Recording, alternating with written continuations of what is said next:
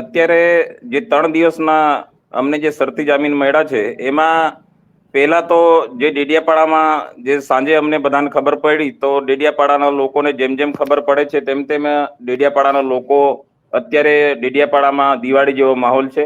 અત્યારે જે વાયુ વેગે આ વાત ઉમરગામથી અંબાજી સુધી આદિવાસી પટ્ટામાં જે પ્રસરે છે, તો લોકોમાં આશાનું કિરણ જાગ્યું છે. અત્યારે ડેડિયાપાડા, સાગબારા કે ઉમરગામથી અંબાજી સુધી જે પણ નેતા અમારા હતા, પરંતુ એક જ એવા નેતા ચૈતરભાઈ વસાવા જે લોકોના દિલમાં છે. અને જે 3 દિવસ મળ્યા છે ચૈતરભાઈ પર એટલી આપત્તિ છે, તે છતાં ચૈતરભાઈ વિધાનસભા ગૃહમાં જશે અને લોકોનો અવાજ બનશે. ભલે લોકોને મળી નહીં શકશે, પરંતુ લોકોનો અવાજ બનીને જે વિધાનસભામાં રજૂઆત કરશે.